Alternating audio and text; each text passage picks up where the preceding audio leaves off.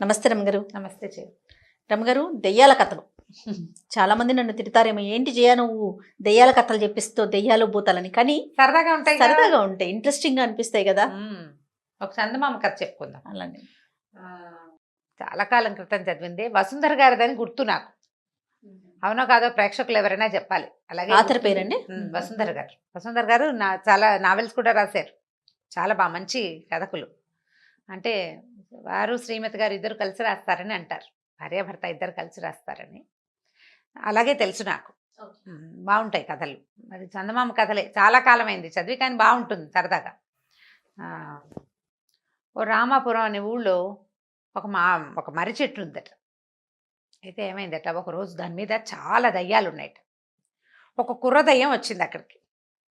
వస్తే ఆ చెట్టు మీద ఉన్న దయ్యాలన్నాయి, పోనాయినా ఇక్కడ బోలంత మంది ఉన్నాం మేమే, ఇంకోటి ఏదైనా చూసుకో, ఏదైనా ఇంట్లో ఉండొచ్చు కదా, ఎందుకు మా దగ్గర చేరతాం, మేమే చాలా మంది ఉన్నాము, మాకే ఇక్కడ ప్లేస్ చాలటం లేదన్నాయి. అనేసరికల్లా అది ఏం చెప్పింది, వచ్చిన కుర్రదయ్యం, మొన్నటిదాకా ఓ ఇంట్లో ఉండేవాడిని, అక్కడ వాళ్ళు భూత వైద్యులను పిలిపిస్తారు, మనుషులు ఇళ్లలో ఉండలేము, ఇదివరకు హాయిగా ఇళ్లలో ఉండొచ్చని భావించేవాడిని, ఎవరింట్లో ఉన్నా ఉంటే వాళ్ళు తెలిసిపోయింది అనుకో వాళ్ళకి మనం ఉన్నామని, భూత వైద్యులను పిలుస్తారు, వాళ్ళ బాధ పడలేము, భూత వైద్యుడు ఒకడు నన్ను పంపించేశాడు, ఇక ఏం చేయలేక ఇక్కడికి వచ్చాను అని బతిమలాడింది. మిగిలిన వాళ్ళంతా ఒప్పుకోవాలి, ఇంకో చెట్టు చూసుకున్నారు. మర్రి చెట్టు బాగుంటుంది, నాకు పైగా నాకు చెట్టు గాలే ఇష్టం, నాకు మర్రి చెట్టు గాలే నా ఒంటికి పడుతుంది, నేనుండే మర్రి చెట్టు మీద చాలా మంది ఉన్నారని ఇంట్లోకి వెళ్తే ఆ ఇంట్లో వాళ్ళు తరిమేశారు, నేను ఇక్కడికి వచ్చాను అని బతిమలాడింది. మిగిలిన వాళ్ళంతా పోపమన్నారు. అయితే వాళ్ళల్లో కొంచెం సుమారుగా ఉన్న దయ్యం ఒకడు మంచివాడు ఉన్నాడనమాట. వాడు ఏమన్నాడంటే, సరే అయితే నేను వెళ్ళి మనుషుల ఇంట్లో ఉంటా, ఎప్పటి నుంచో మనుషుల ఇళ్లలో ఉండాలనుంది నాకు, నా ప్లేస్లో నువ్వు ఉండు నా బదులు అని చెప్పి ఈ దయ్యం వెళ్ళిందట. కొత్తగా వచ్చిన కుర్ర దయ్యమేమో ఈ దయ్యప్ప ప్లేస్లో ఈ చెట్టు మీద ఉండిపోయింది. ఈ వెళ్ళిన దయ్యం ఏం చేసింది, పోలయ్య అనే ఒక ఆయన ఇంట్లో చేరింది. పోలయ్య గారింట్లో చేరితే ఆ పోలయ్య గారింట్లో భార్యాభర్త, ఇద్దరు కొడుకులు, ఇద్దరు అబ్బాయిలకి పెళ్ళిళ్ళు అయినాయి. పెద్ద అబ్బాయికి ఒక 3 ఏళ్ల చంటి పిల్ల కూడా ఉంది, ఓ పిల్లాడు ఉన్నాడు. వీళ్ళు చక్కగా కులాసాగా కబుర్లు చెప్పుకునేవాళ్ళు, బాగా పని చేసుకునేవాళ్ళు, అన్ని పనులు పాటలు చూస్తుండేది ఈ దయ్యం ఆ ఇంట్లో కూర్చుని. పైన ఎవరికి కనపడదు కదా, ఆ చిన్నపిల్లాడి ముద్దు ముచ్చట్లు అవి చూస్తే గొప్ప సరదాగా ఉండేది దానికి. బాగానే ఉందిగా, ఇళ్లలో ఉంటే ఏమిటి వాళ్ళందరికీ వచ్చిన బాధ నాకు అర్థం కాదు అని అనుకుంటోంది దయ్యం. సరే, ఆ ఇంట్లో అటక మీద దీని మీద ఇవి ఉంటాయి కదా, అటకంటానికి వీల్లేదు, వాటిని దూలాలు ఉంటాయి, ఓ దూల మీద కూర్చుని కిందకి చూస్తూ ఉండేది. వీళ్ళంతా ఏదో కబుర్లు చెప్పుకుంటున్నారు. ఇంతలో ఏమైంది, ఓ రోజు కోడళ్ళు ఇద్దరు, అత్తగారు ఓ సాయంకాలం నాడు కబుర్లు చెప్పుకుంటున్నారు. పక్కింట్లో వాళ్ళ సంగతి ఏమిటి, కోడల్ని అత్తగారు దయ్యంలాగా పీడిస్తోందిట. అయితే పెద్ద కోడలు చెప్పింది, దయ్యంలాగా పీడిస్తోందిట, దయ్యం పట్టినట్టు పట్టేసింది వాళ్ళ అత్తగారు దాన్ని అంది. అనేసరికల్లా కోడలంది, దయ్యం కానీ దయ్యాలు చాలా నయం అనేసరికల్లా ఇప్పుడు ఇలా మాట్లాడుకుంటారు. మాట్లాడితే అత్తగారింది, ఏమిటే దయ్యం సంగతి నీకు బాగా తెలుసా, దయ్యాలు బట్టి పీడిస్తాయంటావా అని అత్తగారు అడిగింది. ఈ దయ్యం ఈ పైన కూర్చుంది కదా, ఆసక్తిగా వింటుంది అన్నమాట, ఏమిటో మన సంగతే మాట్లాడుతున్నారండి. అయ్యా అనేసరికల్లా, దయ్యాలే బాగా పనిచేస్తాయి అత్తయ్య, పనిచేసే దయ్యాలు ఉంటాయి కొన్ని అని కోడలు చెప్పింది. చెప్పేసరికల్లా ఈ పెద్ద కోడలు పక్కపక్క నవ్వేసి, భలే చెప్తావు కబుర్లు, అంతగా దయ్యాలే పనిచేసేటట్టయితే నీ వంతు 2 గుండికలు నీళ్లు తోడాలి కదా, రేపు పొద్దున్నే తోడు పెడుతుందేమో చూడు, ఏ దయ్యమైనా మన ఇంట్లో దయ్యాలు ఇళ్లలో కనపడకుండా ఉంటాయి, 2 గుండికలు నీళ్లు తోడాలి నీ వంతు, పెద్ద కోడలు వంతు సాయంత్రం, చిన్న కోడలు వంతు తెల్లారి, ఎవరైనా తోడతారేమో చూడు, ఏ దయ్యమైనా తోడు పెడుతుందేమో అని నవ్వుకున్నారు. రాత్రికి పడుకున్నారు. ఈ దయ్యం అనుకుంది, ఓహో 2 గుండికలు నీళ్లు తోడు పెడితే నేనున్నానని వీళ్ళు తెలుసుకుంటారు. అందుకని ఏం చేసింది, తెల్లారేసరికల్లా కిందకి దిగిపోయి ఆ నూతులో చేదేసి 2 గుండికలు నీళ్లు నింపి అక్కడ పెట్టి, వీళ్ళిద్దరు తెల్లారి వాకిలు చిమ్మడానికి ఒకళ్ళు, ముగ్గేయడానికి ఒకళ్ళు, ముగ్గు చిప్ప పుచ్చుకుని బయలుదేరారు. తీరా చూస్తే గుండికలు నిండా నీళ్లున్నాయి. ఇదేమిటో ఎవరు తోడారు అని ఒకళ్ళనొకళ్ళు చూసుకున్నారు. దయ్యం తోడిందేమో అని అన్నది పెద్ద కోడలు. అందుకని అదెందుకు నిజమవుతుంది, దయ్యాలు ఉంటాయా ఎక్కడైనా, ఊరికే కబుర్లు చెప్పుకుంటాం, కాదంటే కాదనుకున్నారు. మామయ్య గారు తోడారేమో, మన మాటలు విని మన భయపెట్టడానికి మామయ్య గారు తోడారని మామయ్యని అడిగారు. మామయ్య నేను తోడలేదన్నాడు పోలయ్య. అక్కడి నుంచి పెద్ద కొడుకు చిన్న కొడుకు ఇద్దరు వచ్చారు. కొడుకులు ఉన్నారు కదా ఇంట్లో, వాళ్ళు కూడా మేము తోడలేదంటే మేము తోడలేదు. బాగానే ఉంది. సరే, అయితే ఈయన ఏమన్నాడు పోలయ్య, అబ్బాయిలే ఇద్దరు ఎవరో ఒకళ్ళు భార్యకో లేకపోతే మరదలకో హెల్ప్ చేయడానికి వీళ్ళిద్దరిలో ఎవరో ఒకళ్ళు చేశారని భావించి ఏమన్నాడు, ఒరే ఈ గుండిగల నీళ్లు మనం తోడుకోలేవుట్రా, అంతగా దయ్యం ఉంటే మన పైన బోల్డ్ పనులు ఉన్నాయి మన ఇంట్లో. ఇంట్లో చాలా పనులు ఉన్నాయి. అయితే పెద్ద కొడుకు అన్నాడు, ఈ నీళ్ళు తోడాలా నాన్న దయ్యం, మనం చేయలేని పనులు కొన్ని ఉన్నాయి, పెంకు నేయించాలి ఇంటికి. 3 ఏళ్ల నుంచి అనుకుంటున్నాం, పెంకు నేయించలేదు. పెంకు నేయటం అంటే పెంకులో ఈ పెంకుటిళ్ళు ఉంటాయి కదా, అవి తీసి తీసి మళ్ళీ పెడతారు. వాటిని చక్కగా సర్దుతారు. పగిలిపోయినవి ఏమైనా వానలకి వాటికి పగిలినాయి అనుకో అవి తీసేస్తారు. పాడైపోయినవి తీసేసి కొత్త పెంకులు కొద్దిగా తెచ్చి పెంకులు మళ్ళీ చక్కగా రీఅరేంజ్మెంట్ అన్నమాట. ఇల్లు నెయ్యటం అంటారు దాన్ని, పెంకులు నెయ్యటం, పెంకులు సర్దటం అనమాట అది. మరి ఇల్లు నేయటం అని వాడతారు మా పెంకుటిల్లుని. ఇల్లు నేసి ఎన్నాళ్ళు అయింది, 4 ఏళ్ల నుంచి వాన పడినప్పుడల్లా ఇబ్బంది పడుతున్నాము. ఆ పెంకులు నేయకపోయింది, ఆ దయ్యం ఈ నీళ్లు తోటం ఎందుకు, ఈ పని మనం చేసుకోగలం కదా అని నవ్వుకున్నారు. సరే దయ్యం అనుకుంది, ఓహో ఈ పని చెయ్యాలి కాబోలు వీళ్ళకి అనుకుని ఏం చేసింది, ఆ పెంకులు వేసేసింది. తెల్లారేసరికల్లా చూస్తోంది రెడీగా, వీళ్ళు నా పనిని గుర్తించారో లేదో. దయ్యాలు మంచివాళ్లే, మంచివే, అవి పనులు చేసి పెడతాయి, కోడళ్ళు అత్తగారులను పీడించినట్టుగా లేదా అత్తగారులు కోడళ్ళని పీడించినట్టుగా పీడించవు అని చెప్పాలని దాని ఉద్దేశం. తెల్లవారేసరికల్లా ఏమైంది, ఈ పోలయ్య గారు ఉన్నాడు కదా, ఆయన పొద్దున్నే లేచి ఏదో గుండె పట్టుకుని పడిపోయాడు. ఏదో వచ్చింది సమస్య. తీరా డాక్టర్ని పిలిచారు. గ్యాస్ ఎగదని గుండెల్లో మంట వస్తుంది కానీ కడుపులో ఒక వ్రణం ఏదో ఒక గడ్డ వచ్చింది ఆయనకి. సరే డాక్టర్ ఏమన్నాడా, వచ్చిన డాక్టరు శస్త్రచికిత్స చేయాలి, దీనికి కొంచెం నొప్పి ఎక్కువగా ఉంటుంది, మాత్రలు వాడుకోవాలి అని చెప్పాడు. చెప్పేసరికి ఇంటిల్లిపాది ఈ రగడలో పడ్డారు. ఈ ఇల్లు నేయబడిన సంగతి వాళ్ళు చూసుకోలే. అదే సరే ఏం చేశారు, గబగబా హాస్పిటల్కి తీసుకెళ్లారు. ఏదో అక్కడ పల్లెటూరు వైద్యశాలే పాతకాలపది, అక్కడికి తీసుకుపోయారు. వైద్యం ఏదో చేశారు. ఆయనకి కడుపులో నొప్పి వచ్చినప్పుడల్లా నిద్ర మాత్రం వేస్తే సరిపోతుంది, నిద్రలో ఉంటే కొంచెం నొప్పి తగ్గుతుంది, ఒక వారం 10 రోజులు ఇలా ఉంటుందని చెప్పాడు. సరే ఈయనకి బాధగా ఉన్నప్పుడల్లా ఓ మాత్ర వేసుకుని పడుకుంటున్నాడు. బాధగా లేనప్పుడు ఆయన పద్యం పానం చూడాలని అనారోగ్యస్తుడికి.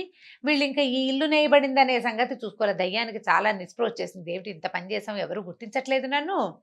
మనకు కూడా అలాగే ఉంటుంది. ఏదైనా చక్కగా మంచి చీర కట్టుకుంటే వచ్చే అవతల వాళ్ళు మన గుర్తించకపోతే చాలా కష్టంగా ఉంటుంది. అటు ఇటు తిరుగుతారు, పిల్లలు అయితే బాగా తిరుగుతారు అటు ఇటు. నేను అడగను మిమ్మల్ని రాగానే రమ్మగారు నన్ను గుర్తించిందని. అదే గుర్తింపు కావాలి, దయ్యానికి కూడా కావాలి. చూస్తుంది 4 రోజులు వారం రోజులు గడిచిపోయింది. వారం 10 రోజుల తర్వాత వాన వచ్చింది. పోలయ్య గారు కొంచెం లేచి కాస్త కులాసాగా తిరుగుతున్నాడు.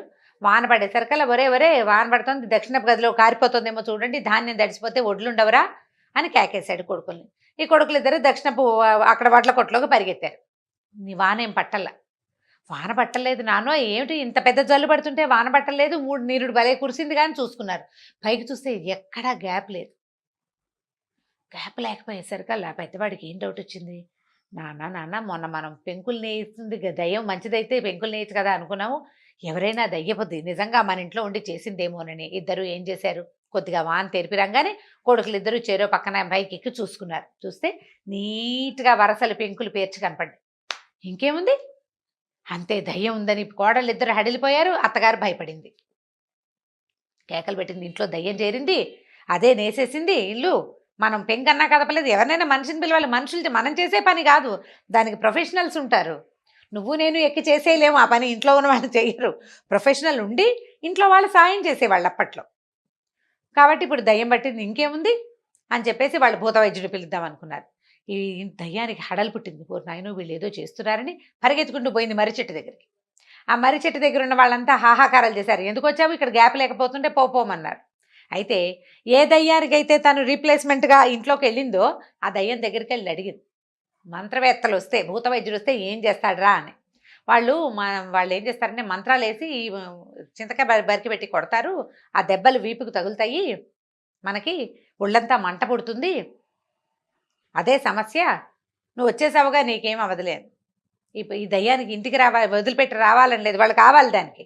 అందుకని ఏం చేసింది, సరే మీరు ఇక్కడే ఉండండి అని తను మళ్ళీ ఇంటికి వచ్చేసింది. వచ్చి ఏం చేసింది, పోలయ్య గారు రోజు నిద్ర మాత్ర వేసుకుంటున్నాడు కదా, 2 నిద్ర మాత్రలు మింగేసి పడుకుంది ఒక మూల. పడుకునేసరికల్లా భూత వైద్యుడు వచ్చాడు, హాంపింగ్ పట్టని బోళ్ళంత మంత్రం చదివాడు. ఆయనకి ఎక్కడా కనపట్టల్లా. కదలిక ఉండాలి, దయ్యాలు కదులుతూ ఉంటాయి గాల్లో, అట్లా గాల్లో కదా కదిలేది. ఇది నిద్ర మాత్రం మింగేసింది, మత్తుగా జోగుతోంది, ఒక దీని మీద దూలం మీద పడుకునుంది, కదలిక లేదు. లేకపోయేసరికల్లా ఆయన ఏం దయ్యం లేదండి,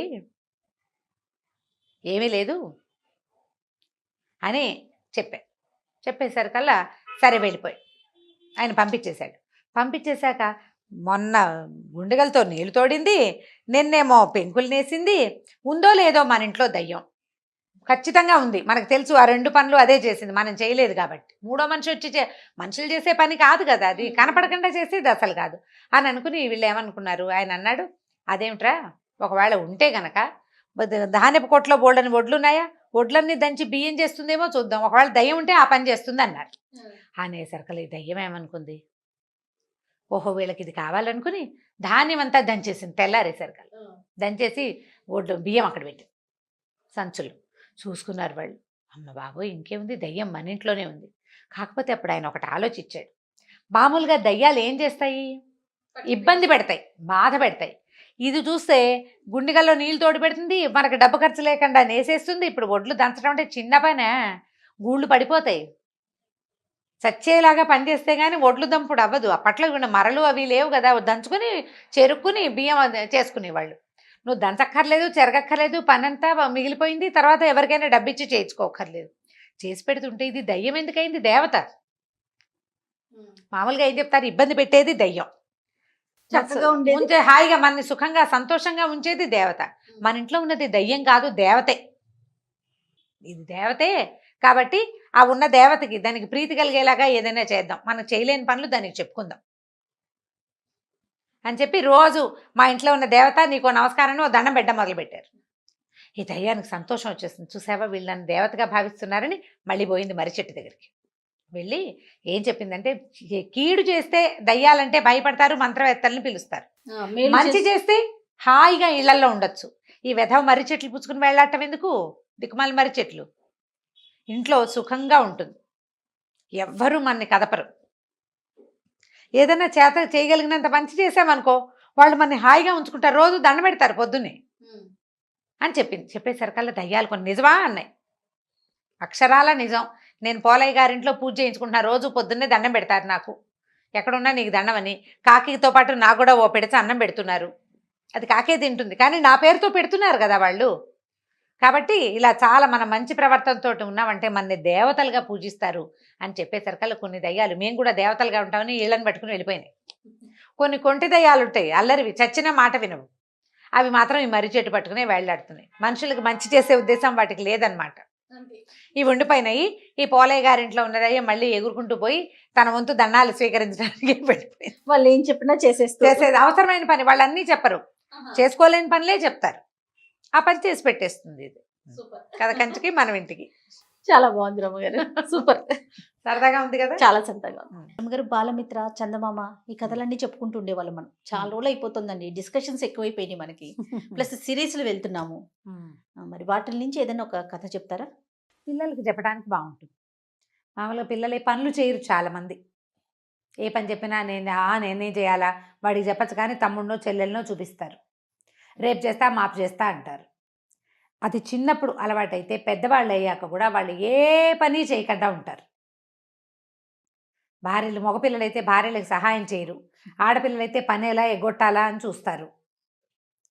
పని చేయడం ఇష్టం ఉండదు, హౌస్ హోల్డ్ వర్క్స్ చేయడానికి ఇష్టపడరు. అందుకని పిల్లలకి చిన్నప్పటి నుంచి పనులు గిన్నెలు అలవాటు చేయాలి. గారాబం ఉన్నా సరే, ఎంత గారాబం ఉన్నా వాడి పని వాడు చేసుకోవాలి. కంచం పెట్టుకోవటం, కంచాలు తీయటం, వాడి కంచం వాడు అన్నం తిన్న ప్లేట్ తీయాలి, టిఫిన్ ప్లేట్ తీయాలి, పాల గ్లాస్ పట్టుకెళ్ళిస్తే మళ్ళీ తీసుకెళ్ళి వాడే సింకులో పెట్టాలి లేదా కడిగి పెట్టాలి. ఇట్లాంటి అలవాట్లు చేయండి పిల్లలకి. అవునండి. అయితే ఈ పని అలవాటు లేని వాళ్ళు, పని ఎగ్గొట్టి తిరుగుదాం అనుకునేవాళ్ళు, అలాంటి వాళ్ళ మీద ఒక చిన్న దయ్యపు కథ. పూర్వం ఒక ఊళ్ళో ఒక అవ్వ మనవడు ఉండేవాళ్ళట. ఈ అవ్వ మనవడు ఏంటంటే, ఈ అవ్వ చాలా పాపం కష్టపడి పిల్లాడిని పెంచింది. కొడుకు కోడలు చనిపోయారు పిల్లవాడు చిన్నప్పుడే. దాంతో కొంచెం ముద్దుగా చూసేది. వాడు ఎక్కడ కూర్చుంటే అక్కడే అన్నం పెట్టి, ఎక్కడ పడుకుంటే అక్కడే వాడికి పక్కేసి అలా చేసేది. మొదట్లో ముద్దు, పాపం అమ్మ నాన్న లేని పిల్లవాడు కదా, కొన్నాళ్ళు నడిచింది. క్రమంగా ఈ అబ్బాయి ఏంటంటే ఏ పని చేయకుండా అవ్వ పెడితే తినడానికి అలవాటు పడ్డాడు. ఎప్పుడైనా ఏదైనా బలవంతంగా ఒక పని చేయిస్తే, ఏ పొలం పనో చేయిస్తే మళ్ళీ 3-4 రోజుల దాకా నాకు అది నొప్పి ఇది నొప్పి అనేవాడు, పని మానేసేవాడు.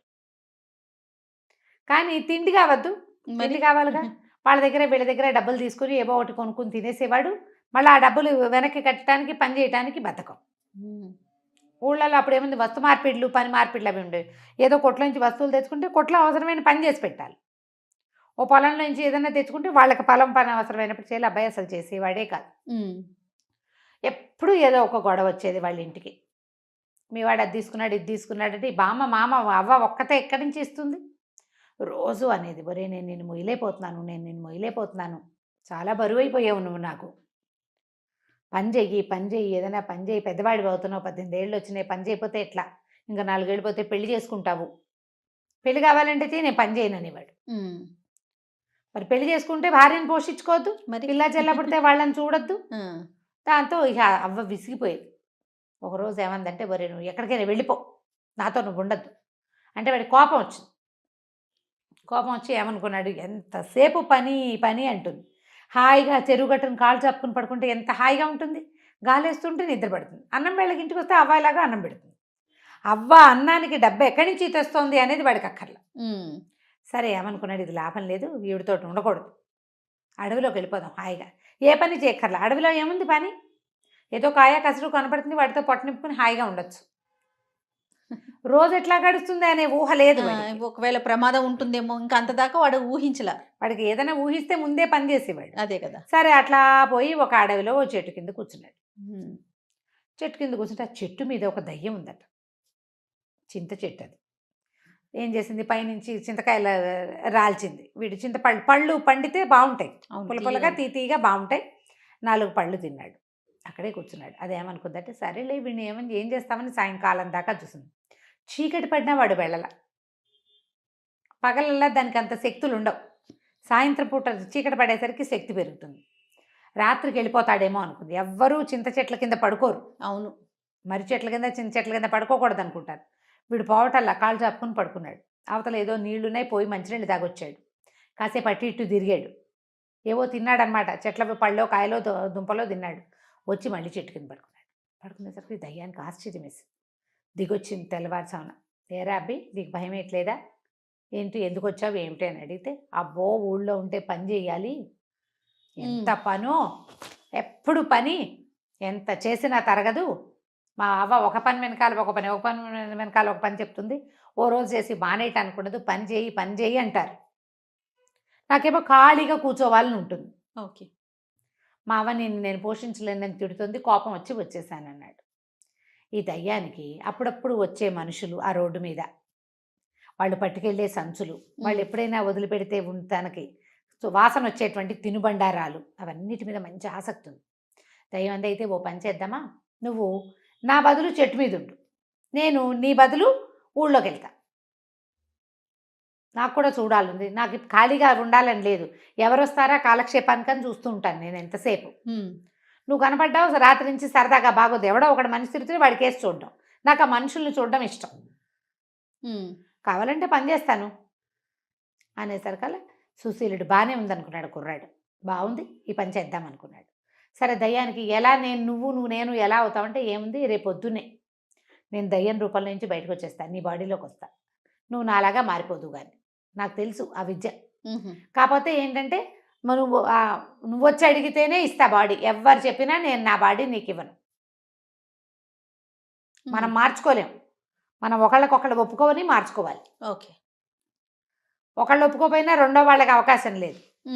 అంటే వీడేమనుకున్నాడు, ఏముంది మనకి చెట్టు మీద ఉండొచ్చు హాయిగా, తిండక్కర్లా గిండక్కర్లా, ఇప్పుడు తిండెట్లా అన్న భయం వస్తుంది మనుషులైతే, నాకేం భయం, హాయిగా చెట్టు మీద పడి ఉంటామే కదా, పని పాటలకన్నా హాయిగా పడుకోవచ్చు కామీగా అనుకొని బాడీ మార్చుకోవడానికి ఒప్పుకున్నాడు కుర్రాడు దయ్యము ఇద్దరు కలిసి బాడీ ఎక్స్చేంజ్ చేసేసుకున్నారు. ఒకళ్ళు ఇటు అటు అటు ఇటు మారిపోయారు. దయ్యమేమో సుశీలు కుర్రాడుగా మారిపోయింది, ఆ సుశీలుడేమో దయ్యంగా మారిపోయాడు. పోయి చెట్టు ఎక్కి కూర్చో, అబ్బా ఎంత హాయిగా ఉంది, లైట్గా బట్టలు కూడా అక్కర్లేదు, ఏ చెట్టు మీద కావాలంటే ఆ చెట్టు మీద చేయమని వెళ్ళిపోవచ్చు, ఎక్కడ కావాలంటే అక్కడ పడుకోవచ్చు, పక్క వేసుకోవాలి కిక్కేసుకోవాలి, గోల లేదు, అన్నం వండుకునే పని లేదు, తలకాయ దూకోవాలి, ఈ ఘోషలు లేవు, మురిగ్గా ఉన్నావు అనేది మా అమ్మ, స్నానం చేయలేదు, స్నానానికి కూడా బతకమే బడికి, హాయిగా ఉందని చింత చెట్టుకు తోక వెళ్ళాడేసుకుని కూర్చున్నాడు. ఓకే, ఈ కుర్రాడి వేషంలోకి వచ్చిన దయ్యము దానికి ఎంత ఎక్సైటింగ్గా ఉందో, నడుస్తుంటే మహా బాగుంది, అంతకుముందు గాలితో తేలిపోకుంటూ ఉండేది, ఇప్పుడు చక్కగా స్థిరంగా నడుస్తుంది. వెళ్ళి చెరువు దగ్గర నిలబడి చూసుకుంది, అచ్చు ఇందాక వచ్చిన కుర్రాడిలాగానే ఉంది తను, చాలా సంతోషించి సరే వీళ్ళు ఎలాగా గుర్తులు అన్నీ తెలుసుకుంది, వీణే అడిగింది, అలా గుర్తుల ప్రకారం ఇంటికి వెళ్ళిపోయింది. అవ్వ ఊరు నాయన వచ్చావా, ఎక్కడికి పోయావురా రాత్రంతా, దాదా సర్ది తాగుతూ కానీ అని ఇచ్చింది. ఇచ్చేసరికి అలా మాట్లాడకుండా పుచ్చుకుంది దయ్యం. అది ఎన్నేళ్ళయిందో చచ్చిపోయి, దయ్యంగా ఉంది, ఫుడ్ లేదు. హాయిగా ఆ చద్ది అన్నం తిని ఉల్లిపాయలు పచ్చిమిరపకాయలు కొరుకుని తింటుంటే అమ్మ ఎంత ఆనందమో, ఎంతో బాగుంది. తర్వాత మా అమ్మ వాళ్ళ అవ్వ అడిగింది, ఏరా పక్కింటి కామంత్ గారికి పని ఉందిట్రా, నేను వెళ్తానంటే నేను కూడా వస్తానన్నాడు. ఆశ్చర్యపోయింది, ఏమిటి వీడు వస్తానంటున్నాడు అని. అంతకుముందు నువ్వు అనేవాడు. ఆవతో పాటు పొలం పనిలోకి వెళ్ళాడు. చాలా పని చేశాడు, అన్ని పనులు అందరితో పాటు. సాయంత్రం ఇంటికి వచ్చాక ఎంత బాగా నిద్ర పట్టిందో. అది దయ్యంగా ఉన్నప్పుడు దానికి నిద్రే తెలియదు. హాయిగా పడుకుని నిద్రపోయాడు. వాళ్ళ అవ్వ కూడా సంతోషించింది. వాళ్ళ తోలంలో పని చేశాడా, ఇక రోజు పని చేయడానికి వెళ్ళటం మొదలుపెట్టాడు. ప్రతిరోజు వెళ్తుంది ఆ దయ్యం పనిలోకి. చక్కగా పొద్దున్న తినేస్తుంది, సాయంత్రం తినేస్తుంది, హాయిగా పడుకుంటుంది. చక్కగా స్నానం చేయొచ్చు, చెరువులో ఎంతసేపు అయినా ఈత కొట్టచ్చు. అంతకుముందు కూడా ఈత కొట్టేది, దానికి ఇష్టం ఈత. కానీ దయ్యపు బాడీతో ఈత కొడితే ఒంటికి నీళ్ళు అంటావు కదా, ఆ సరదా తీరిపోతుంది. ఇప్పుడు చక్కగా యాక్టివ్గా తయారైపోయింది ఆ కుర్రాడు రూపంలో. అక్కడ ఉన్నాడుగా కుర్రాడు మనవాడు, చెట్టు మీద 3-4 రోజులు హాయిగా ఉన్నాడు. తర్వాత ఇంకా విసుగు పుట్ట మొదలెట్టింది. ఏమిటి ఏమీ పని లేకుండా ఎలా ఉంటాం? అంతకుముందు ఎంత చేయకపోయినా కొంత పని చేసేవాడు. ఈ గిన్నె తీసి అక్కడ పెట్టు, ఆ చెంబు తీసి ఇక్కడ పెట్టు, ఆ కట్టలు పట్టుకురా, ఈ పొయ్యి వెలిగించు, పొయ్యి దగ్గర కూర్చో, ఏదో చెప్పేది, ఏదో అప్పుడప్పుడు స్నానం చేసేవాడు, ఎవరింటికైనా వెళ్ళేవాడు, ఎవరితోటైనా మాట్లాడేవాడు. ఈ బాడీతో ఏముంది, ఎవరితో మాట మంతి, వీడు కనపడగానే అందరు లేచక పారిపోతారు. అదే కదా, విసుకొచ్చేసింది. ఒక 5-6 రోజులు 10 రోజులు గడిచేసరికల్లా ఎగురుకుంటూ పోయి తన ఇంటికి వెళ్ళాడు. అక్కడ పడుకుని ఉన్న ఈ కుర్రాడిని చూసి, కుర్రాడి రూపంలో పడుకున్న దయ్యాన్ని చూసి, మన ఇద్దరం బాడీ మార్చుకుందాము, నేను ఉండలేకపోతున్నాను అక్కడ అనేసరికల్లా ఈ దయ్యం అంది, నేను హాయిగా ఉన్నా, నాకు కూడా అనిపించాలి బాడీ మార్చుకోవాలి, నాకు ఇప్పుడు అనిపించట్లా, నాకు పని చేస్తేనే బాగుంది, పని చేస్తేనే జీవితం బాగుంటుంది, నేను చచ్చినా నా బాడీ నీకు ఇవ్వనంది. ఏం చేస్తాడు ఆ కుర్రాడు? అయ్యో, ఏడుపు మొహం పెట్టుకుని పోయాడు. మా అమ్మని చూస్తే బాధగా ఉంది బడికి. మా అమ్మ అవతో ఉండలేకపోతున్నాను, 10 రోజులు అయిపోయింది అవ్వని చూసి. అటు ఇటు తచ్చట్లాడి, పైగా ఈ దయ్యాలు అవి తిరుగుతుంటే కుక్కలు పిల్లులు తెగ మురుగుతాయి, కుక్కలు వెంట పడతాయి. ఏదో కుక్కను తోలేస్తున్నారు కానీ ఏం జరిగిందో ప్రజలకు తెలియటల్లా. సరే ఏం చేస్తాడు, ఎగురుకుంటూ పోయాడు వాడు. ఈ లోపల ఇలా 10-15 రోజులు గడిచాక ఏమైంది, ఓ కామంద్ గారు ఒక ఆయన వచ్చి ఎవరిని అడిగాడు, నీ మనవడు ఏడి అని. ఇప్పుడే పొలం పనికి వెళ్ళాం, వచ్చాము ఇప్పుడే, ఇదిగో మా మనవడు అనేసరికల్లా, ఏరా నువ్వు 10 రూపాయలు తీసుకున్నావు అప్పుడెప్పుడో, నా 10 రూపాయలు నాకు ఇవ్వు అన్నాడు. అనేసరికల్లా వీడికేం తెలుసు, దయ్యం కదా ఇది, నాకు తెలియదు అనబోయాడు. అనబోయేసరికల్లా వాళ్ళ అవ్వంది, బాబు నా దగ్గర కొడితే కూడా రూపాయి లేదు, 10 రోజుల నుంచి నా మనవడు నాతో పనిలోకి వస్తున్నాడు, సాయంత్రం అయ్యేసరికల్లా వాళ్ళు బియ్యం ఇస్తున్నారు, హాయిగా అన్నం వండుకుని తింటున్నాం, రూపాయి లేదు, వాడు ఎట్లా ఇస్తాడో వాడు మీరు తెలుసుకోండి, నాకు తెలీదు, ఏ రోజుకు ఆ రోజు మేము తెచ్చుకుని వండుకునే పరిస్థితి నాది. వాడు ఆ 10 రూపాయలు ఏదైనా చిత్తుకాయ ఆటలు పిచ్చాట్లు ఆడేశాడా, తినేశాడా, నాకు ఏం చేశాడో తెలీదు. అక్కడి నుంచి వాళ్ళు బయటికి లాక్కొచ్చారు. వీడికి ఏం తెలుసు, ఈ దయ్యంలో రూపంలో కుర్రాడికి పని చేయడం తెలుసు. నేను పని చేస్తానన్నాడు. పని చేస్తానంటే పని చేసి ఎప్పటికి 10 రూపాయలు తీరుస్తావు, పని చేస్తే రోజుకు వచ్చేది పావలా అర్ధ. అక్కడి నుంచి వాళ్ళు అన్నారు, ఏంటి వేషాలు వేస్తున్నావా, ఇదివరకు లేదు ఇప్పుడు పని చేస్తానంటావు అని చెప్పేసి 2 పీకారు. కొట్టేసరికి ఒకళ్ళు 2 దెబ్బలు కొట్టేసరికి మిగిలిన వాళ్ళకి ఒక ఉద్రేకం వస్తుంది. చెట్టు కట్టేయండి రా, చెట్టు కొట్టేసి కొట్టండి రా వెండి అన్నారు. చెట్టు కట్టేసేసారు, కట్టేసి ఫటా కొట్టేశారు. దయ్యానికి అనిపించింది, అమ్మ వీళ్ళు కొడుతున్నారేమిటి, ఇలాంటిది ఒక ఘటన జరుగుతుందని తెలియదు దానికి. బాగా దెబ్బలు తిన్నాక నువ్వు రేపటి నుంచి పనిలోకి రావాలని చెప్పి వెళ్ళారు. పనికి రావాలి, దెబ్బలు తిన్నాడు. అక్కడి నుంచి దేవుడా రావుడా జీవుడా అని ఎట్లాగొట్లా పని చేయటం మొదలుతాయి. ఈ లోపల ఇంకొకళ్ళు వచ్చారు, మా దగ్గర రూపాయి తీసుకున్నాడు. 10 రూపాయలు తీసుకున్న వాళ్ళు 25 దెబ్బలు కొడితే రూపాయి తీసుకున్నవాడు ఎన్నో కొన్ని కొట్టాలి కదా. అక్కడి నుంచి భయం వేసేసింది వీడికి, ఓ నాయనో ఈ దెబ్బలు ఎవడు తింటాడు, పరిగెత్తుకుంటూ పోయాడు ఆ సుశీల్ దగ్గరికి. కుర్రాడు అక్కడ ఉన్నాడు కదా చెట్టు మీద, బాబు నీ బాడీతో నేను పడలేనురా, ఈ దెబ్బలు ఎవడు తింటాడు, ఎవడి దగ్గర నువ్వేమేమి బాకీలు చేసావో వాళ్ళంతా కొట్టడానికి వస్తున్నారు, ఇప్పుడు ఏమిటి పని చేయించుకుంటారు, కసి తీరడానికి కొడతారు, నా వల్ల కాదు, నీ శరీరం నువ్వు తీసుకో, నా బాడీ నాకు ఇచ్చేసి అనగానే అప్పటికి 20 రోజుల నుంచి విసిగిపోయి ఉన్నాడు ఆ సుశీలుడు. ఎప్పుడెప్పుడు వెళ్ళి అవ దగ్గర పడిపోదామా అని ఉంది. ఖాళీగా ఉండటం మంచిది కాదు అని తెలిసిపోయింది. అన్నీ కనపడతాయి పదార్థాలు. దయ్యాలు ఏం తింటాయి, ఆహారం అవసరం లేదు కదా, కంటికి నచ్చిన ఏ పదార్థము తినడానికి ఉండదు, పాడు చేయగలదు దయ్యం, తిండి ఉండదు. వెంటనే బాడీ స్విచ్ అయిపోయాయి. దయ్యం పోనీలే ఎప్పుడో ఒకసారి సరదాగా చూసాం కదా, ఎప్పుడైనా వచ్చి నన్ను పలకరించు, బాయ్ బాయ్ అని చెప్పేసింది, చిటకేసింది. ఈ సుశీలుడు పరిగెత్తుకుంటూ వెళ్ళి అవ్వని కావలించుకున్నాడు. అవ్వా అని ఆవిడ ఆశ్చర్యపోయింది, రోజు ఇక్కడ ఉండేవాడు ఎందుకు కావలించుకుంటున్నాడో తెలియదు. ఇవాళ నుంచి నేను శ్రద్ధగా పనిచేస్తా, బాకీలు తీర్చేస్తాను అని చెప్పి ఆ రోజు నుంచి ఏదో పనికి వెళ్ళటం కాకుండా శ్రద్ధగా కొన్ని పనులు నేర్చుకుని మెల్లిగా డబ్బులు సంపాదించుకుని తనకు చేసిన పాత బాకీలన్నీ తీర్చేసి తీర్చేసాడు. ఆ తర్వాత నిదానంగా జీవితంలో కుదురుకున్నాడు. పని చేసిన వాడిదే జీవితం. అంతే. పని అనేది ఇతరులకి సహాయమే కాదు, నీకు కూడా. ఖాళీగా ఉండటం, ఏమీ చేయకుండా ఎంతసేపు ఇట్లా ఇట్లా ఇట్లా నొక్కుంటూ కాలక్షేపాలు చేయటం, ఇది బ్యాడ్ ప్రాక్టీసు. మగపిల్లల్ని పని చేయించకూడదు, పెళ్ళాలు వచ్చి పని చేయిస్తారు, పని చేస్తారు లాంటి దిక్కుమాల ఉద్దేశాల్లో ఉండకండి. పనులు అలవాటు చేయండి పిల్లలకి, వాళ్ళ పని వాళ్ళు చేసుకోవటం కనీసం. రైట్. ఇతరులకు సహాయం చేయటం రెండో పాయింట్. ఇవి నేర్పించాలి. సోమరిపోతులు కాకుండా ఉంటారు. ఈ కథని ఇంకా సరదాగా ఇంకా వాళ్ళకి నచ్చేలాగా చెప్పుకోవచ్చు మీరు. రైట్. రమ్మగారు దెయ్యం కథ ఒకటి చెప్తారా? దయ్యాల కథ చెప్తాం. చెప్పండి. ఏంటి 4, 5, 10, 15 ఉన్నాయా? చెప్తాను చూడు. పూర్వం అప్పట్లో నౌకా వ్యాపారాలు అవి ఉండేవి కదా, మన వాళ్ళు ఎక్కడికో పోయి ఎక్కడో బిజినెస్ చేసుకుని వచ్చేవాళ్ళు. అట్లా నౌకలు వ్యాపారాలు చేసే కాలంలో రత్నశెట్టి అని ఒక శెట్టి గారు ఉండేవాడు. ఆయన ఆయన తిరగని ఎక్కని పడవలేదు, తిరగని దేశం లేదు, చూడని ద్వీపం లేదు, అసలు ఆయనకి ఆ వ్యాపారంలో తెలియందే లేదు. భలే గొప్పవాడు ఆయన. ప్రతి వాళ్ళు ఆయనతో కలిసి ప్రయాణం చేయాలని ఉబలాట పడేవాళ్ళు. ఆయనతో వెళ్తే ట్రిప్ చాలా బాగుంటుంది, ఎన్నో కొత్త విషయాలు తెలుసుకోవచ్చు, కొత్త కొత్త ఊళ్ళు చూడొచ్చు, అద్భుతమైన బిజినెస్లు చేయొచ్చు, బాగా సంపాదించవచ్చు, బోల్డ్ ఉండేవి. ఆయనకి షష్టి పూర్తయింది. ఓకే. అందరూ ఏమన్నారు, షష్టి పూర్తయింది, ఇంక మానేయాలి, నువ్వు పెద్దవాడి అయిపోయావంటే ఆయన ఏమనుకున్నంటే, 1 లాస్ట్ జర్నీ, ఒకటే చివరిది, ఇది చేసి ఇంక ముందు చెయ్యను అని చెప్పి ప్రచారం చేశాడు. ఆయనతో బోల్డంతమంది తయారయ్యారు. వారా వీరా జనం, కళాశీలు వాళ్ళు వీళ్ళు ఉంటారు, ఈ పడవలు నడిపేవాళ్ళు. బయలుదేరి పడవ ఎక్కారు, వెళ్తున్నారు. సముద్ర మధ్యంలోకి వెళ్ళాక ఏదో పెద్ద తుఫాను, ఊహించలా వీళ్ళు, సడన్గా వచ్చేసింది.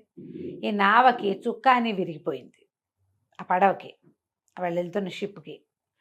ఎన్నిసార్లు సముద్రపు అలలు వాళ్ళని ముంచేయటానికి ప్రయత్నం చేసినాయి. ఎట్టా గొట్ట రెక్కున్నారు, అన్నీ పోయినాయి, దిక్సూచి విరిగిపోయింది, చుక్కాని విరిగిపోయింది, ఇంకేమిటో పోయింది. తర్వాత ఈ పడవకి పైన కడతారు కదా, అవన్నీ పోయినాయి. షేప్ ఉంది, ఆ తెరచాపంతా పోయింది, షేప్ ఉంది, మనుషులు ఉన్నారు. మొత్తాన్ని గింగిరాలు తిరుగుతూ ఓ పక్కకేటో చేరటం మొదలుపెట్టింది. అది సరేలే, ఏదో ఒక లంకకి పడితే అది అక్కడ ఏదైనా దిగి రిపేర్ చేసుకోవచ్చు, మన దగ్గర ఉన్నవి కాకుండా చెట్టో చేమో మనుషులో ఎవరన్నా కనపడతారని చూద్దామనుకున్నారు. ఒకవైపుకి వెళ్తోంది. అది వెళ్తుంటే వీళ్ళు, బాబుగారు అదేంటండి, అదేమై ఉంటుంది, చూడండి అని ఆయన లేపుకొచ్చారు. ఆయన చూస్తూ, నాకు తెలిసిన ద్వీపం కాదు ఇది, ఏ దయ్యపు లంకో అయి ఉంటుంది. దయ్యాల లంకలు కొన్ని ఉంటాయి సముద్రంలో, నేను ఎప్పుడు వెళ్ళలా, ఇది నాకు తెలియదు అనేసరికి మిగిలిన వాళ్ళంతా అన్నారు, దయ్యాల లంక అట్ట అంటారేంటండి, అలాంటివి ఉంటాయంటే, ఉంటాయిరా, మనం చూడకపోతే లేదంటే ఎట్లా, మనం చూడలా, కానీ లేదని అనకూడదు, ఉండే ఉంటుంది, చూద్దామన్నారు. దగ్గరికి వెళ్తుంటే అది ఎట్లా కనపడుతుంది, చాలా చక్కగా, బాగా పెద్ద కొండ, కిందంతా ఏవో తోటలు దొడ్లుగా, అదేదో అడవి వెర్రెత్తినట్టు లేదు, ప్లాండ్గా పెంచినట్టుగా కనపడుతోంది. బాగా మోకాల కంటే తక్కువగా ఉన్నటువంటి గడ్డి, ఏవో తిరుగుతున్నాయి, గొర్రెల్లాగా కనపడుతుంది. వీళ్ళన్నారు, దయ్యపు లంక అయితే ఇట్లా ప్లాండ్గా ఎలా ఉంటుంది, మనుషులు ఉన్నారు డెఫినెట్గా ఇక్కడ, అది చూద్దామన్నాడు. ఈయనేం మాట్లాడలే. ఈయన ఏమన్నాడు, ఏదైనా సరే మనం అక్కడికి వెళ్ళాల్సిందే, ఎక్కడో ఒక చోటకి ఈ బండి ఈ నావని పట్టించాలి, ఏదో పక్కకి మనం వెళ్ళాల్సిందే, చూద్దాం. అక్కడ వాళ్ళ సహాయం లేకుండా మళ్ళీ మనం ఇల్లు చేరటం కల్లా ఇక్కడ ఏదైనా దిక్సూచి ఏర్పరచుకోవాలి, ఈ చుక్కాని విరిగిపోయింది దీన్ని సరి చేసుకోవాలి, తెరచాప సరిదైపోయింది దాన్ని సరి చేసుకోవాలి, చేయాల్సిందేగా, పదండి వెళ్దామన్నాడు. అనేసరికల్లా సరే పడవ దానికి పట్టేసింది. దగ్గరికి వెళ్ళాక వీళ్ళకి తెలిసింది, భవనాలు ఉన్నాయి, తోటలు ఉన్నాయి, పెద్ద గడ్డి మైదానాలు, గొర్రెలు తిరుగుతున్నాయి, కాబట్టి డెఫినెట్గా మనుషులు ఉంటారు భావించారు. సరే ఏం చేశారు, ఈయన రత్నశెట్టి ఇంకా కొంతమంది కళాశీలు దిగారు. కొంతమంది అన్నారు, మీరు వెళ్ళి చూసి రండి, ఈ లోపల మేము చేయగలిగిన రిపేర్ ఇక్కడ ఏదో చేస్తాం అనేసరికి ఈ గుంపు బయలుదేరారు. ఒక ముసలాయన గడ్డి కోసుకుంటున్నాడు. వీళ్ళు పోయి, బాబు ఊళ్ళో ఏమైనా పని దొరుకుతుందా, మనుషులు దొరుకుతారా అంటే ఆయన ఏం వినిపించుకోవాలి, ఎంత అడిగినా సమాధానం చెప్పలా. వీళ్ళకి అర్థం కాలేదు. ఇంకా ముందుకెళ్ళారు. ఎవరో కుర్రాడేమో ఇట్లా సామాన్లు మోసుకొస్తున్నాడు. వీళ్ళు ఏం పలకరించినా వాడు మాట్లాడలా. వీళ్ళ భాష కాదా ఏమిటో వీళ్ళకి అర్థం కాలేదు.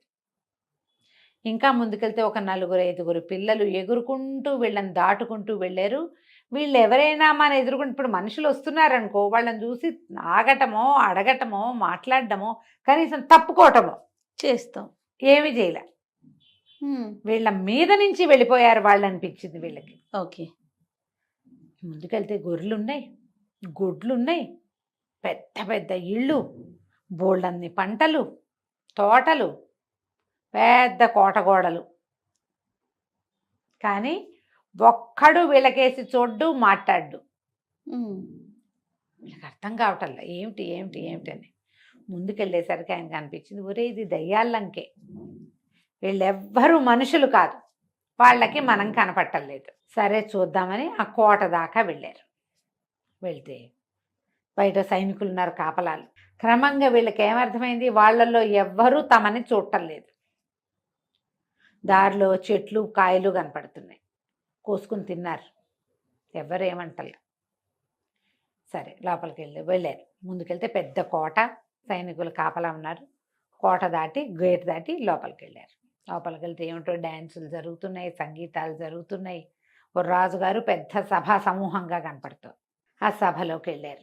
ఎవరు దాన్ని వాళ్ళు పాడేసుకుంటున్నారు, డ్యాన్సులు చేస్తున్నారు. రాజుగారు వాళ్ళు వీళ్ళు ఓహో ఓహో అంటున్నారు.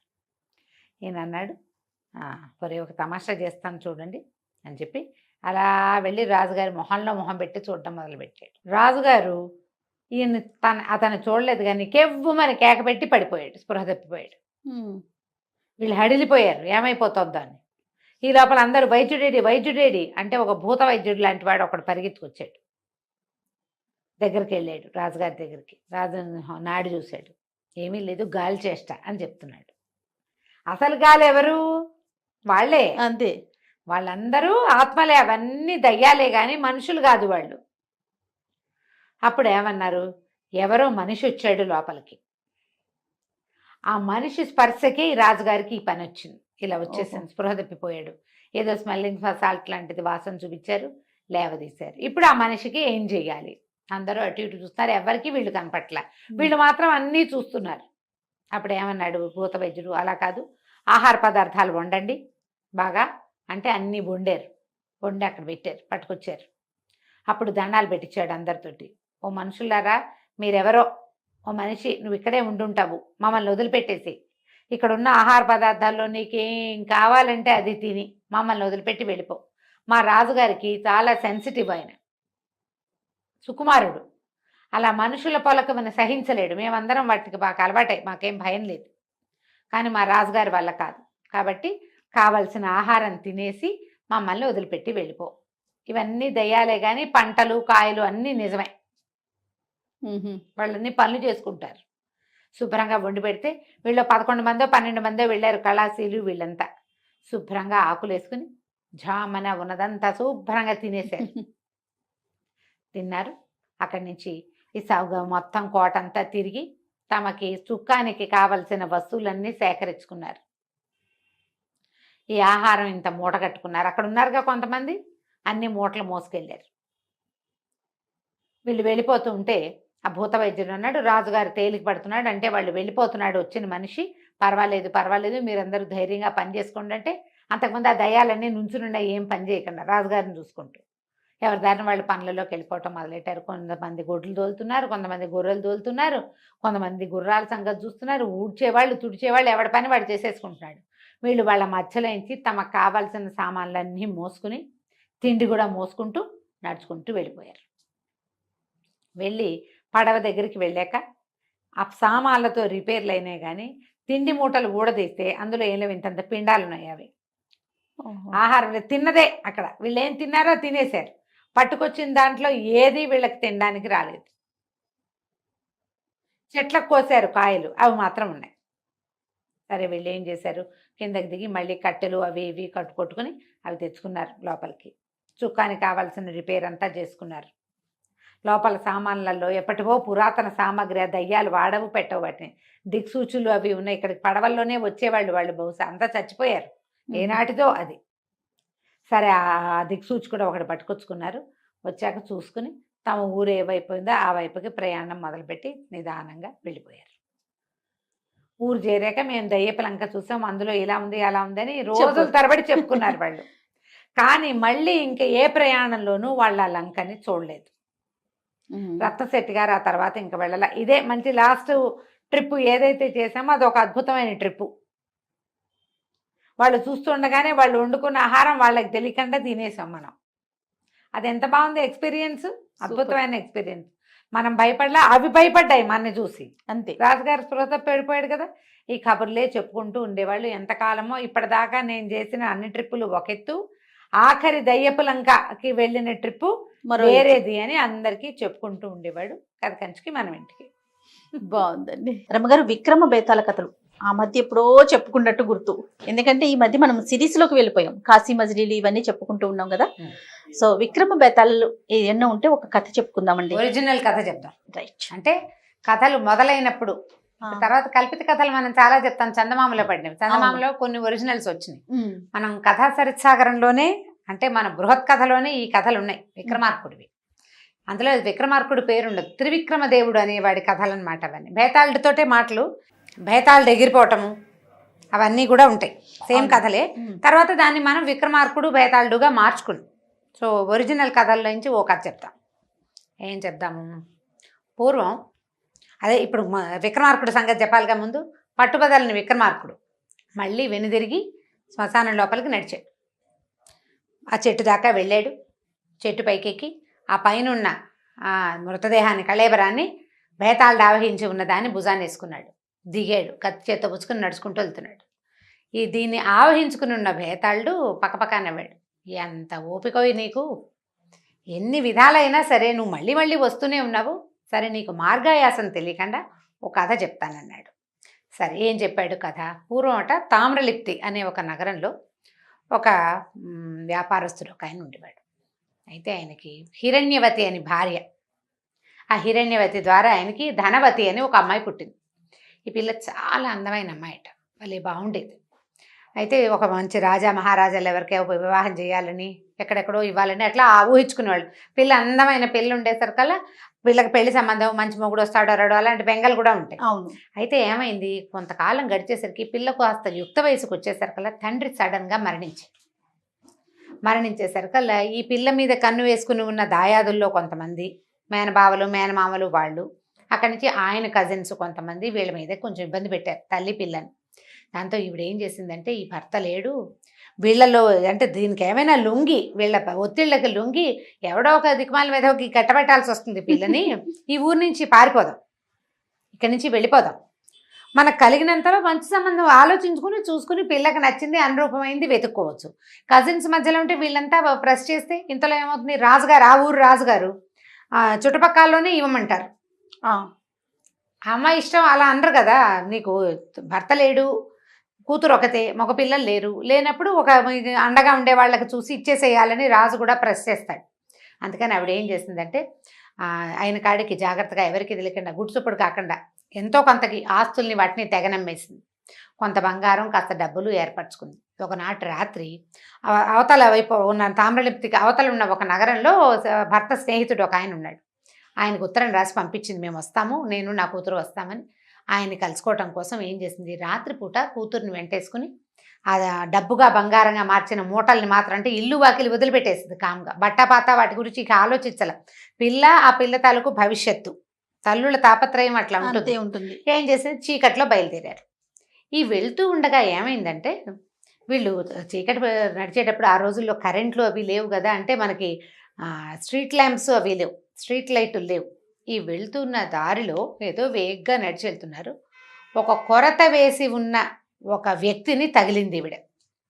కొరత అంటే ఏంటంటే? కొరత అంటే ఒక శిక్ష. ఒక పొడుగాటి శూలం ఉండి దానికి అడ్డంగా పుల్లలు ఉంటాయి. దొంగతనాలు, దోపిడీలు అవి చేసిన వాళ్ళని, ఎక్కువ అంటే సమాజం పనికి ఎక్కువ ద్రోహం చేసిన వాళ్ళని ఆ శిక్ష వేస్తారు. ఈ మనిషిని ఇట్లా కింద నుంచి ఇట్లా దింపేస్తారనమాట. వాడు ఇలా దిగిపోతాడు. ఈ కొరత సంగతి 2-3 సార్లు చెప్పాను నేను, నువ్వు మర్చిపోయి ఇన్ని వ్యవహారాల మధ్య మర్చిపోతున్నావు నువ్వు. అయితే ఈ కిందకి వెళ్ళి క్రమంగా మరణిస్తారు. కాశీ మజిల్లో అనుకుంటాను స్టోరీలో ఒక అతన్ని. అయితే ఏమైంది, ఈ కనపడలేదు వీళ్ళకి. ఈవిడ వెళ్తూ వెళ్తూ ఏమైందంటే ఈవిడ భుజం ఆ కొరతలో సగానికి పైగా దిగిపోయి ఉన్న వాడికి తగిలింది. అమ్మా అన్నాడు. అనేసరికి కంగారు పడేది. అమ్మో మనిషో జంతువో భూత ప్రేత పిశాచాలు ఏమిటో తెలీదు తెలియదు కదా.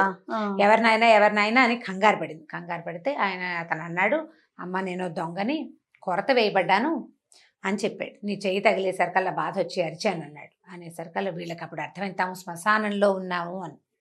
ఆ శిక్షలు సాధారణంగా వధ్యస్థానాలు, ఇలా అంటే శిక్షలు, మరణ శిక్షలు విధించే స్థానాలు శ్మశానాలకి దగ్గరగా ఉంటాయి. సరే ఎవరినైనా ఏమిటినైనా ఏం చేసావంటే నేను దొంగనని చెప్పాడు వివరంగా. చెప్పి ఏమన్నాడు, అమ్మ నువ్వెవరు ఏమిటంటే, ఈవిడ ఇంకేం చేస్తుంది, ఎవరికి చెప్పుకునేందుకు దిక్కులేదు, ఆ ఊళ్ళో ఎవరికి చెప్పినా నేను పారిపోతున్నాను పిల్లతో సహా అంటే ఎవరో ఒకళ్ళు ముప్పందించేస్తారు. కడుపులో పెట్టుకుని ఉంది ఆవిడ. ఎవరో ఒకళ్ళకి చెప్పుకోవాలి. ఈ వధ్యస్థానంలో కొరత మీద ఉన్నవాడు తీసుకెళ్ళి తన రహస్యాన్ని ఎవరికి చెప్తాడు? అందుకని ఈ హిరణ్యవతి ఏం చేసింది, నాయన నేను ఫలానా ఊళ్ళో ఫలానా ఆయన భార్యని, నాకు ఓ పిల్లుంది, ఏగో యుక్త వయసులో ఉన్న పిల్ల అని చెప్పి పిల్లని చూపించింది. పక్క చూపించడం చీకట్లో మొత్తానికి వేగ్గా ఒక పిల్లని. తర్వాత ఏమో పిల్లకి పెళ్లి చేద్దామంటే రకరకాల ఇబ్బందులు వచ్చినాయి, ఆస్తులు అమ్ముకొని పారిపోతున్నాను నాయన, తెలియక నేను తగిలాను, నన్ను క్షమించమంటే అతను ఏమన్నాడు, అమ్మ నీ కూతురికి పెళ్లి కాలేదన్నావు కదా, ఈ పిల్లని నాకు ఇచ్చి కన్యాదానం చేస్తావా అన్నాడు. అనేసరికి అలా ఆవిడ నవ్వింది. చచ్చిపోతున్నావు నువ్వు, నీకేం కన్యాదానం అయ్యా అంటే, అది కాదమ్మా నాకు సంతానం లేదు, ఇప్పుడు నేను చచ్చిపోతా, ఎవరు లేరు నాకెవరు నీళ్ళు వదులుతారు, చచ్చి నేను నరకానికో స్వర్గానికో వెళ్తే నాకు ఇన్ని నువ్వులు నీళ్లు వదిలే దిక్కు లేకుండా పోతాను కదా, నువ్వు ఒక్క పని చెయ్యి, ఈ పిల్లని నాకు కన్యాదానం చెయ్యి, నీ పిల్లని నాకు ఇవ్వు, ఈ అమ్మాయి నువ్వు దీనికి నిలువెత్తు బంగారం ఇస్తాను నేను నీకు, హాయిగా బతుకు పిల్లతోటి, నేను అనుజ్ఞిస్తా, ఈ పిల్ల భర్తని నేనవుతాను కదా ధర్మం ప్రకారం, నేను అనుజ్ఞించి నా భార్యకి మళ్ళీ పెళ్లి చేస్తే కనుక, పెళ్లి చేసుకుంటే ఈమెకి ఎవరి వల్ల సంతానం కలిగినా ఆ సంతానం నాదవుతుంది. క్షేత్రజులు అంటారు వాళ్ళని.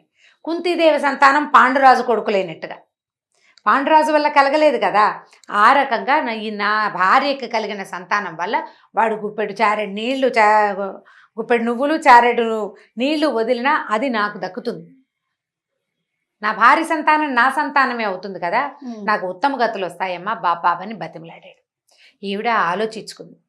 ఈ రాత్రి వేళ మాట చెప్పుకునేందుకు దిక్కులేక చచ్చేందుకు సిద్ధంగా ఉన్నవాడికి ఈ మాట చెప్పాను, అంతే కదా, అవును కదా, కడుపులో కష్టం వీడికి చెప్పుకున్నాను, వాడి కడుపులో కష్టం నేను విన్నా, వాడు నీకు డబ్బిస్తానంటున్నాడు, ఏముంది రాత్రి వేళ నువ్వు పెళ్లి చేసావో ఇంకోటి చేసావో ఎవడికి తెలుసు అని చెప్పి ఏం చేసింది ఈవిడ, సరే నాయనా అని చెప్పి ఆ పిల్లని అతనికి ఇచ్చి కన్యాదానం చేస్తున్నట్టుగా చేసి అతని చేతులకి ధారపోసేసింది. అప్పటికప్పుడు ధారపోస్తే సరే అతను ఏం చేశాడు, అవతలగా వెళ్ళండి, మీరు బయటికి వెళ్తే ఒక మర్రి చెట్టు కనపడుతుంది, ఆ చెట్టు కింద తవ్వండి, ఎక్కువ తవ్వక్కర్లేదు, ఒక ఐమూలగా గుర్తు చెప్తాడు, తవ్వితే బంగారం కనపడుతుందమ్మా, బంగారం పట్టుకుని వెళ్ళిపోండి మీరు, ఎలాగైనా నేను తెల్లారేసరికి చచ్చిపోతా, నా శవానికి దహనం చేయించి అస్థికలు ఏ గంగలో ఉన్నా కలుపు, నాకు గతులు మంచి వస్తాయి, ఈ అమ్మాయికి సంతానం కలిగితే వాళ్ళ వల్ల వాడు ఒక చారెడు నీళ్ళు వదిలితే నాకు ఉత్తమ గతులు వచ్చేస్తాయని చెప్పాడు.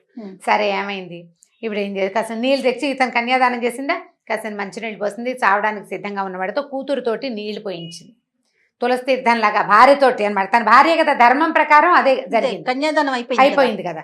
అక్కడి నుంచి వీళ్ళిద్దరు ఏం చేశారు, ఆ మర్రి చెట్టు దగ్గరికి వెళ్ళి తవ్వుకున్నారు, తవ్వితే బంగారం దొరికింది. ఆ అమ్మ కూతురు చచ్చి చెడి ఎలాగోలా మోసుకుని ఆ వసుదత్తుడని ఈవిడ భర్త తాలూకు స్నేహితుడు ఉన్నాడుగా అతన్ని కలుసుకున్నారు. ఇట్లా ఎవరో దారైపోయేవాడి బంగారం వీళ్ళు తెచ్చుకున్నారని అతను అనుకోలే, వీళ్ళదే బంగారం అనుకున్నాడు, చెప్పలేదు వాళ్ళు ఆ రహస్యం అతనికి.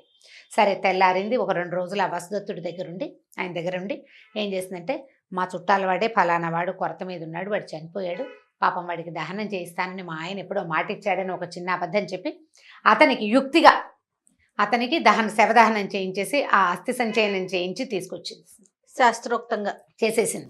అక్కడి నుంచి కూతురుతోటి అక్కడ ఉన్న నదిలో భార్యతోటే కల్పించేసింది అవి. అతనితో రుణం తీరిపోయింది, అతను వీళ్ళకి డబ్బిచ్చాడు, వీళ్ళు అతను పని చేసేసారు. తర్వాత ఏమైంది, ఈయన సహాయంతో ఇంకా కొంచెం అవతల ఎగువకున్న ఇంకో నగరంలో చేరిపోయి అక్కడ పెద్ద మేడ పాతదేదో అమ్మకానికి ఉంటే ఆ మేడ కొనేసుకున్నారు. తల్లి పిల్ల స్థిమితంగా 4 పని వాళ్ళని పెట్టుకుని ఉండటం మొదలుపెట్టారు. ఈవిడేంటి ఇప్పుడు కొత్త ఊళ్ళోకి వెళ్ళాము, చుట్టుపక్కల 4 స్నేహం చేయాలి, రాజుగారి దగ్గర కొంచెం మర్యాద నేర్పాలి, అక్కడ పెళ్లి సంబంధాలని ఫలానా ఊరు అని ముందు చెప్పినా చెప్పపోయినా గోత్రం భర్త ఎలాగూ లేడు, గోత్రనామాలు చెప్పుకుని మెల్లిగా పిల్లకి పెళ్లి సంబంధం చూద్దాం అనుకుంది. అనుకునేసరికల్లా ఏమైంది, ఒకనాడు ఈ పిల్ల వీడి కూతురు ధనవతి చాలా అందమైన పిల్ల అని చెప్పాం కదా, ఓ వాకిట్లో నిలబడి చూస్తుంటే ఒక బ్రాహ్మణ అబ్బాయి అటు వెళ్తూ కనపడ్డాడు. అతని పేరు చిన్నస్వామి. చాలా అందంగా ఉన్నాడట. ఈ అమ్మాయి ఏం చేసింది, అమ్మ అతను చూడవే ఎంత బాగున్నాడు, అలాంటి వాడికి ఇచ్చి పెళ్లి చేయవే నన్ను అని అడిగింది. ఈవిడేమనుకుంది, పిల్లకి ఏమిటి అందమైన పిల్ల, దానికి అనురూపమైన వరుడు కావాలంతే. ఆల్రెడీ పెళ్ళైపోయిన పిల్ల రహస్యంగా. సరే ఏం చేశారు, చెలికత్తెని పంపించింది అమ్మాయి. మన ఇంటికి రమ్మని పిలవమని.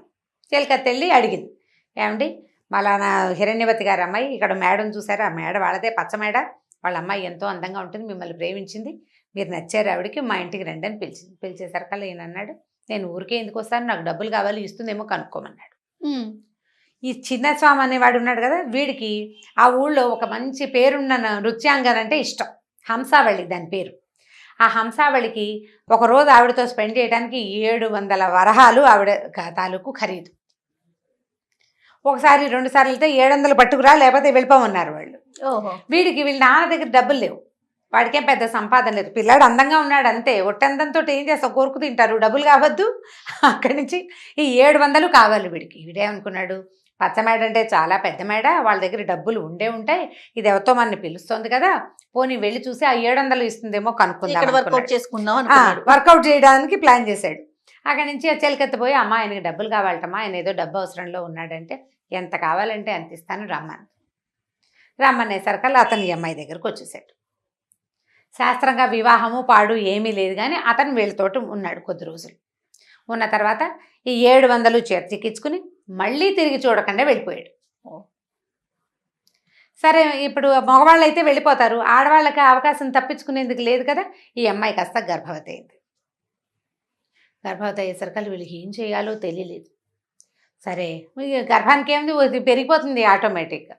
అమ్మాయి రోజు శివాలయానికి వెళ్ళి ఏడిచేది, వాడెవడికో రాత్రిపూట నన్ను కన్యాదానం చేయటం ఏమిటి, వీడెవడినో ప్రేమిస్తే వీడు నా కొంప ముంచి వెళ్ళిపోవటం ఏమిటి, ఈ గర్భము నేనేం చేయను అని శివుడికి రోజు ప్రార్థించేది. పురిటినాటి రాత్రి ఆ పిల్లాడు పుట్టంగానే ఆ రోజు రాత్రి పరమశివుడు కల్లో కనపడ్డాడట. కనపడి ఏం చెప్పాడు ఈ అమ్మాయికి, అమ్మ పిల్లాడిని పుట్టినవాడిని, నువ్వు నా భక్తురాలివి, నేను నీకు ఒక ఉపాయం చెప్తాను, మంచంతో సహా తీసుకెళ్ళి రాజుగారి వాకిట్లో వదిలిపెట్టిరా, పిల్లవాడి తల కింద 1000 బంగారు నాణ్యాలు ఉన్న సంచి పెట్టు అని చెప్పాడు. ఈ అమ్మాయి ఏం చేసింది, తెల్లవారకండానే, రాత్రి చీకటి పడుతుండగా డెలివరీ అయింది, తెల్లవారకండానే పిల్లాడిని ఎత్తుకుని వాడికి చిన్న మంచంతో ఆ 1000 బంగారు నాణ్యాలు సంచులు పోసి, డబ్బు ఉంది పిల్ల దగ్గర, ఆ డబ్బు ఎక్కడిది, దొంగ ఇచ్చింది. ఆ డబ్బుతో ఈ పిల్లాడిని ఎత్తుకెళ్ళి రాజుగారి వాకిట్లో వదిలిపెట్టి వచ్చేసారు. తల్లి పిల్ల ఇద్దరు కలిసి నిశ్శబ్దంగా ఇంటికి వచ్చేసారు. వీళ్ళ దారిని వీళ్ళు ఉండటం మొదలుపెట్టారు. అక్కడ చేరాడు కదా, వాకిట్లో రాజుగారి వాకిట్లోకి చేరాడు. ఈ రాజుగారి వాకిట్లో చేరేసరికి రాజుకి తెల్లవారుజామున కల వచ్చింది. ఆయనకి సంతానం లేదు. ఆ రాజుగారి పేరు సూర్యప్రభువు. ఆయనకి పిల్లలు లేరు. తెల్లవారుజామున, ఓ రాజాలే, నీకోసం ఒక పిల్లవాడు సిద్ధంగా ఉన్నాడు, బంగారంతో దొరుకుతాడు బిడ్డ, వాడిని పెంచుకోను, వాడిని ఈ రాజ్యానికి రాజుని చెయ్యి అని ఒక మాట వినపడింది. ఏదో కల్లో వేగ్గా వినిపించింది. అవునో కాదో చూద్దామని ఈయన లేచి బయటకు వచ్చేసరికల్లా కోటగా గుమ్మం వాకిట్లో మంచము, పసిబిడ్డ మంచము, దాని వాడి ఎత్తి కింద 1000 నాణ్యాలు కనిపించింది. 1000 నాణ్యాలు అంటే అది చిన్న సొమ్ము కాదు. ఆ పిల్లల్ని అలాంటి 10 మంది పిల్లల్ని ఈజీగా పెంచేసేయచ్చు. అక్కడి నుంచి ఇంత సంపదతోటి దొరికేసరికల్లా పిల్లాడికి చంద్రప్రభువు అని పేరు పెట్టి రాజుగారు పెంచుకున్నాడు. వీళ్ళకి తెలిసింది మన రాజుగారు పెంచుకుంటున్నాడు, ఇంకా ఏం పర్వాలేదు అని. వీళ్ళ దారిని వీళ్ళు ఇప్పుడు ఎలాగో తమ పిల్లాడే, ఏదో ఒకటి జరగాల్సింది జరుగుతుంది అనుకున్నారు. తల్లి పిల్ల వాళ్ళ దారిన వాళ్ళు ఉన్నారు, పెద్దవాళ్ళు అయిపోయారు, వాళ్ళ కథ అయిపోయింది. రాజుగారి దగ్గర చేరాడు కదా, పిల్లాడు చక్కగా పెద్దవాడయ్యాడు, పిల్లాడు చక్కగా అందంగా, తల్లి అందమైంది, తండ్రి ఇంకా అందమైన వాడు, పిల్లాడు కూడా అందంగా చక్కగా చందమామల్లే ఉండేవాడు. రాజుగారు అన్ని రకాల విద్యలు నేర్పించారు, పెంచుకున్నారు కదా. ఈ పెంపకం హడావిడి, పిల్లాడు కాస్త పెద్దవాడయ్యాడు. కొంచెం బాగా పెద్ద అయ్యేసరికి ఆయన ఏం చేశాడు, తన రాజ్యాన్ని ఉత్తరాధికారి అయిన ఈ పిల్లాడికి అప్పచెప్పి ఆయన కాశీలో నివసించడానికి వెళ్ళిపోయాడు రాజు. కొంతకాలం అయ్యాక రాజుగారు ఆ ఊళ్ళో మరణించాడు. మరణిస్తే ఖబర్ వచ్చింది, రాజుగారు మరణించారంటే. అయ్యో, దహనక్రియలు చేయడానికి మేము ఇంత దూరంగా ఉన్నాము, సరే దహనక్రియలు అయిపోతాయి, ఎవరో చేసేస్తారు దగ్గరున్న వాళ్ళు, కానీ పిండ ప్రదానం చేయాలి కొడుకు. అందుకని నేను నాన్నకి వదలటం కోసం నేను వెళ్తానంటే ప్రజలు వీళ్ళు మంత్రులు అంతా వద్దు నువ్వు ఎందుకు అంత దూరం వెళ్ళటమని అన్నారు, కానీ అతను ఒప్పుకోలేదు. నేను దొరికిన బిడ్డని పెంచి రాజ్యాన్ని ఇస్తే ఆయనకి నీళ్ళైనా వదలద్దా నేను కనీసం?